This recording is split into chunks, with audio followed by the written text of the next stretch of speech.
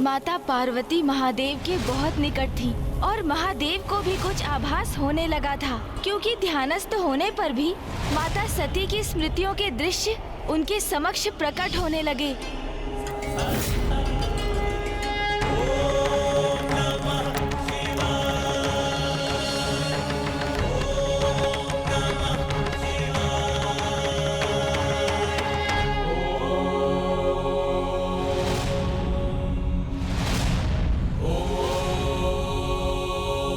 प्रतीत होता है कि महायोगी इसी गुफा में स्थित हैं।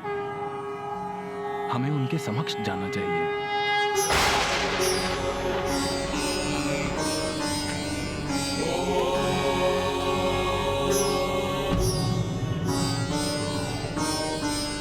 आओ पुत्री।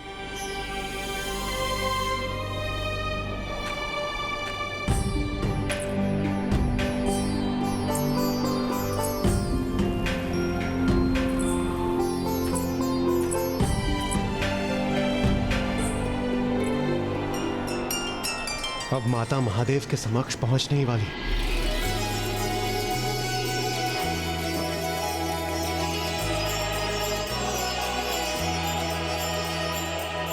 पल पल बढ़ता पगी उमा का, शिव से करने चली मिला, अनुपम ये संयोग अनोखा, होगा अब ये पुनर्मिलन। व्याकुल पार्वती शिव मिलेंगे आज, होगा मंगल पल वो लौकिक। पार्वती शिव मिलेंगे आज, पार्वती शिव मिलेंगे आज।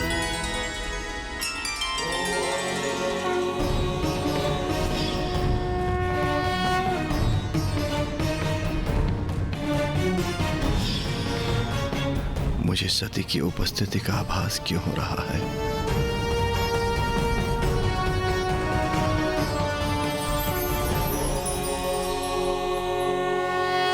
प्रणाम प्रभु, प्रणाम प्रभु, प्रणाम प्रभु। बस अब महादेव अपने नेत्र अवश्य खोलेंगे।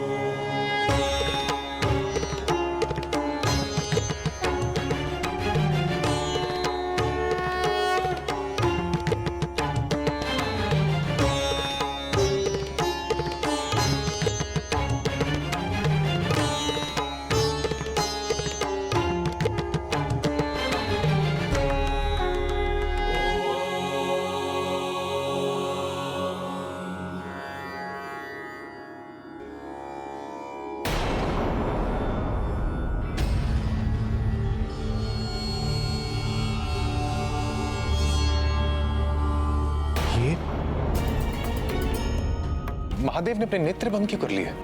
तो क्या महादेव ने देवी पार्वती को देखा ही नहीं?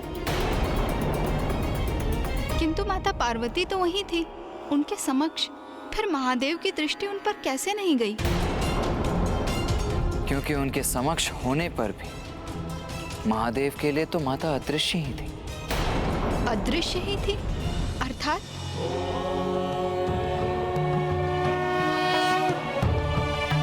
यदि माता महाराज हिमावन के पीछे ही स्थित रहेंगी तो महादेव की दृष्टि उन पर कैसे जाएगी?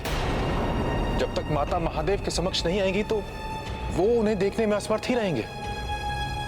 इन महायोगी जी ने तो मुझे देखकर भी अनदेखा कर दिया, किंतु क्यों? इसका क्या कारण है? पिताश्री, प्रतीत होता है कि महायोगी जी गहन ध्यान में हैं और वो अपने ध्यान को भंग नहीं होने देना चाहते। किंतु मुझे विश्वास है कि आपका स्वर उन तक अवश्य पहुंच रहा है। आप अपने शब्दों के माध्यम से हमारे आगमन का कारण और हमारा विनम्र निवेदन उन तक पहुंचा दीजिए पिताश्री। मुझे क्षमा कर दीजिए महायोगी जी। मैं पर्वतराज हिमावन आपके ध्यान में शमिक व्यवधान डालने का दुस्साहस कर रहा हूं, किंतु ये मेरा परम सौभाग्य है कि आप जैसे महान योगी ने मेरे राज्य में स्थित गुफा को ध्यान के योग्य मानकर उसे ध्यान के लिए चुना। महायोगी जी, मैं आपकी सेवा का प्रार्थी हूं और इसी मंतव्य से आपके पास एक अनुरोध लेकर आया हूं। कृपा कर मेरी पुत्री पार्वती को आपकी सेवा में स्थित रहने की अनुमति दीजिए, जिससे वो आपके ध्यान को सफल करने में आपकी सहायक बन सके। संत जनों की सेवा करना संस्कारी परिवार की कन्याओं का धर्म होता है। इसी सेवा भाव से कन्या का भागी स्वभाव भी सुनिश्चित होता है। माता पिता होने के नाते अपनी पुत्री को उचित संस्कार देना हमारा कर्तव्य है। इसीलिए मेरी पुत्री का आपकी सेवा में स्थित होना सर्वथा उचित है।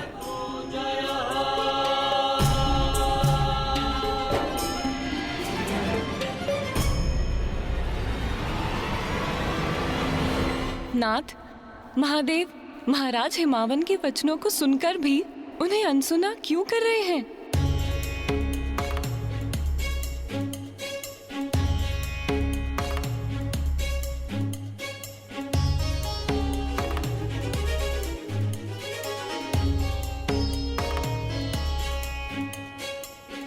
महायोगी जी, मैं पुनः आपके ध्यान में बाधा डालकर आपसे निवेदन करने का दुस्साहस कर रहा हूं।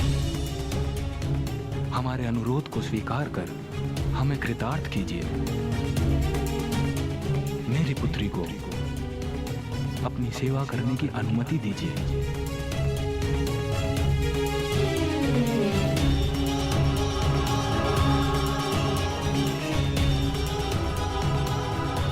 हमारी भी विनती सुनिए महादेव। अपने नेत्र खोलिए और माता को स्वीकार कीजिए प्रभु।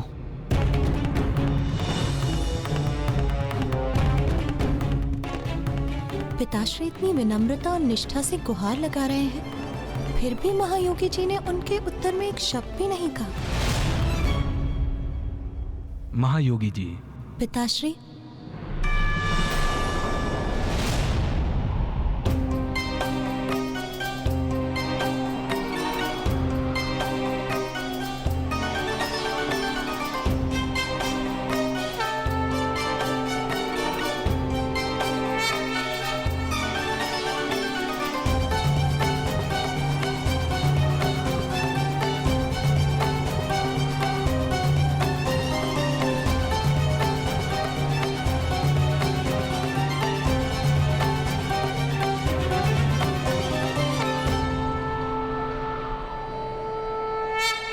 पिताश्री, कदाचित मुझे ही महायोगी जी से विनती करने दीजिए।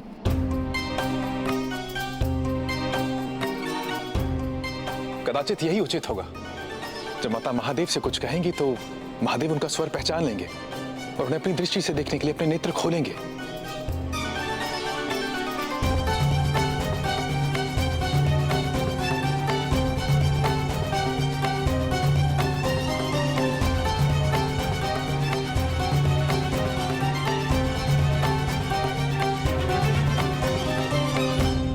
योगी जी, शैलराज,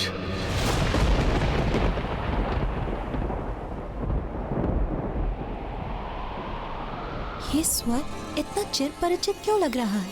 ये स्वर मुझे जैसे ये तो मेरे कण कण में, मेरे रोम रोम में बसा हुआ है। कौन है ये महायोगी और इनसे क्या संबंध है मेरा?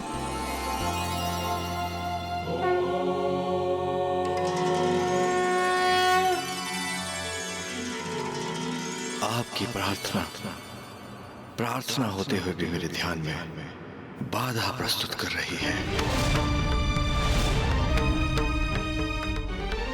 अपनी पुत्री को योगी की सेवा में रखना चाहते हैं। विद्वान होते हुए भी ये भली भांति ज्ञात है आपको कि वेदों के विद्वानों ने नारी को माया रूपणी कहा है। नारी का स्वभाव तप में बाधा का कारण प्रस्तुत करता है और मैं मोह माया से निर्लिप्त योगी हूं। मुझे किसी कन्या की अथवा किसी की सेवा की भला क्या आवश्यकता। नहीं शैलराज, मुझे आपका निवेदन अस्वीकार से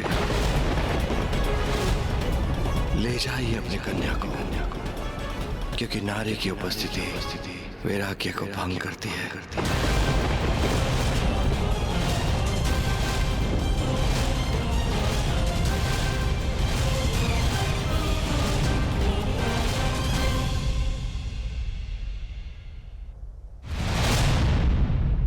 ये महादेव ने क्या कर दिया? महाराज हिमावंत तो देवर्षि नारद के सुझाव पर ही अपनी पुत्री माता पार्वती को महादेव की सेवा में लेकर गए थे, किंतु महादेव ने तो एक प्रकार से माता का तिरस्कार ही कर दिया। गुणेश जी, तब तो माता का क्रोध जागृत हुआ होगा, क्योंकि महादेव ने तो उनके पिता का भी अपमान किया था। फिर क्या हुआ गुणेश जी? क्या माता क्रोधित हुई या फिर उन्होंने शांत रहकर ही स्थिति को संभाल लिया? महायोगी जी, पिताश्री, माता उन योगी अर्थात महादेव की स्थिति को समझ रही थी, इसलिए उन्होंने भी फिर धैर्य और विनम्रता का परिचय दिया। उमा समक्ष खड़ी और शिव ने आंखें जो मूंदी, दोनों है अनभिज्ञ और मिलाप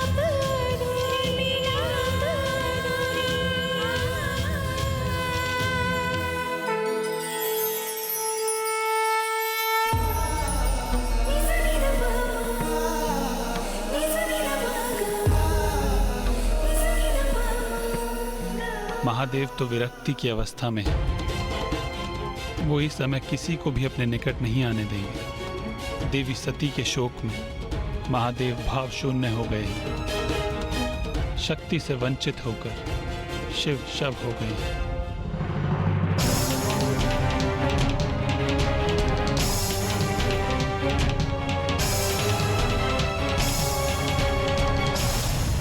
महादेव ने अपने नेत्र अवश्य बंद किए हैं, किंतु जब वो देवी पार्वती का स्वर सुनेंगे तो उनके स्वर को पहचान कर अवश्य कोई प्रतिक्रिया देंगे। प्रणाम प्रभु, प्रणाम प्रभु, प्रणाम प्रभु, प्रणाम प्रभु।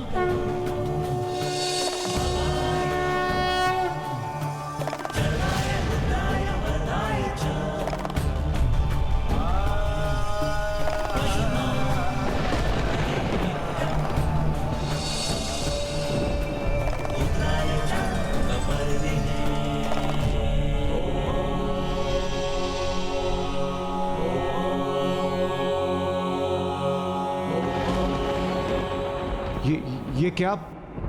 महादेव ने पुनः अपने नेत्र बंद कर लिए?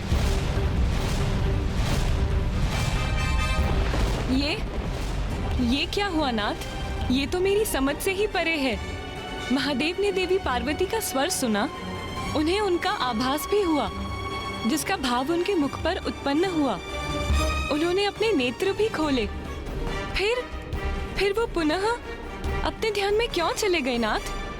प्रिय, महादेव देवी सती के वियोग में इतने व्याकुल हैं कि उनके नेत्र सर्वत्र देवी सती को ही ढूंढते हैं, कि मुखाकृति को नहीं देख सके। ध्यान की अवस्था में अगर उन्हें कुछ दिखाई भी दिया तो मात्र एक नारी की छवि, देवी सती नहीं, मात्र एक अन्य स्त्री। और देवी पार्वती ने भी महादेव को नहीं देखा, क्योंकि वो उनका सम्मान स्थापित रखने के लिए वो अपनी दृष्टि को महादेव के चरणों पर ही स्थिर किए हुए हैं।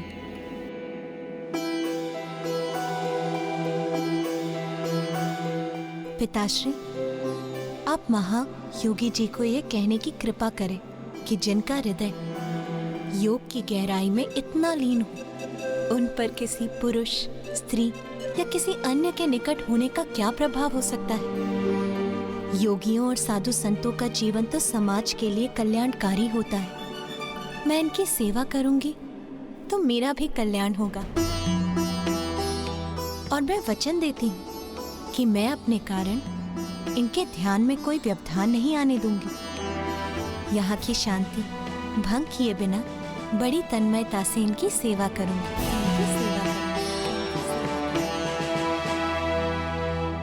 महायोगी जी, मेरी पुत्री को अपनी सेवा करने की अनुमति देकर हम पर कृपा कीजिए।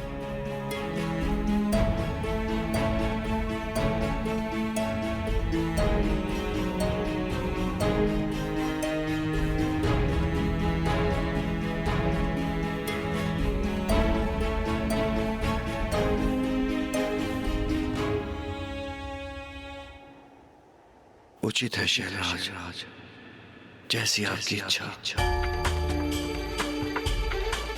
शैलराज,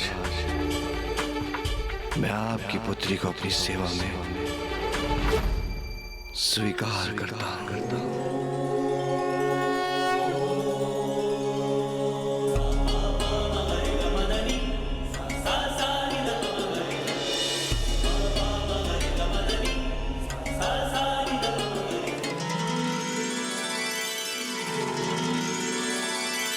महादेव ने देवी पार्वती को अपनी सेवा की अनुमति दे दी। अब तो यही आशा है कि इस अवधि में दोनों परस्पर दर्शन प्राप्त करें।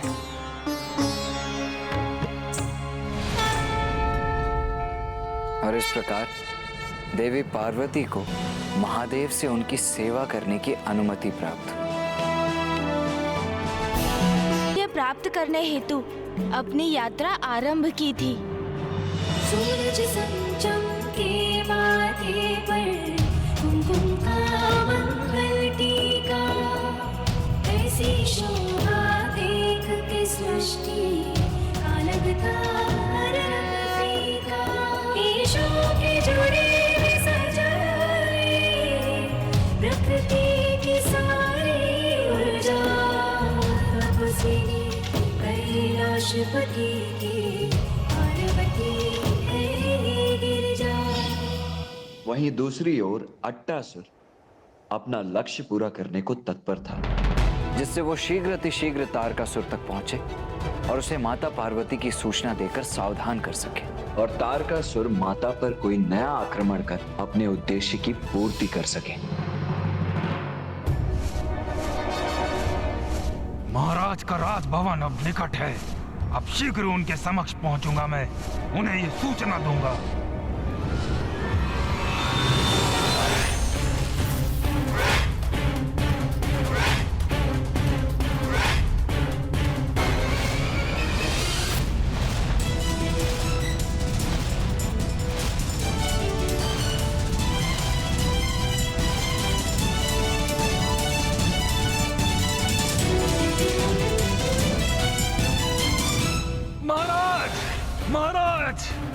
महाराज, मुझे महाराज तारकासुर से भेंट करनी है। उन्हें एक महत्वपूर्ण समाचार देना है। हटो मेरे मार्ग से, भीतर जाने दो मुझे। रुक जाओ, भिक्षुकों को भीतर आने की अनुमति नहीं है। भिक्षुक नहीं हूँ मैं, अट्टासुर हूँ मैं। मंदबुद्धि समझाए हमें। अट्टासुर की मृत्यु को 16 वर्ष बीत चुके हैं। राजा हिमावन के राजभवन गए थे वो, वहीं उनका अंत हुआ था। अट्टासुर तो नहीं। हाँ, तुम उनके भूत अवश्य प्रतीत होते हो। उद्दंडता मत करो, हटो मेरे मार्ग से। ए भिक्षुक, तू साहस मत कर, दूर हट। महाराज तक कैसे पहुंचूं मैं?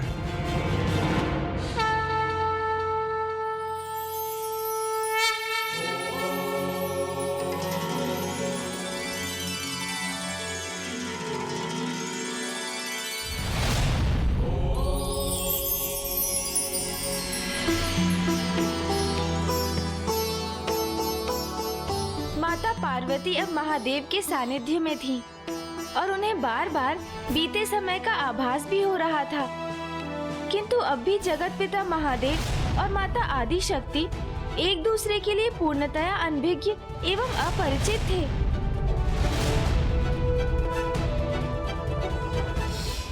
ये कैसा स्वप्न जैसा दृश्य उत्पन्न हुआ। ऐसा प्रतीत हुआ मुझे जैसे किसी बीते हुए समय की पुनरावृत्ति हुई हो। एक और माता पार्वती महादेव की सेवा में लीन थी और दूसरी ओर महादेव अपने ध्यान में। इसी प्रकार दिवस पर दिवस बीतते जा रहे थे। देवताओं की अधीरता बढ़ती ही जा रही। और फिर एक दिवस ऐसा भी आया जब सभी देवगण स्वयं इसमें हस्तक्षेप करने के लिए तत्पर हो गए। देवगण, यदि मैं कोई उपाय सुझाऊं जो हम देवता ही कर सकते हो, क्या आप सब मेरा साथ देकर सहयोग करने के लिए तैयार हैं?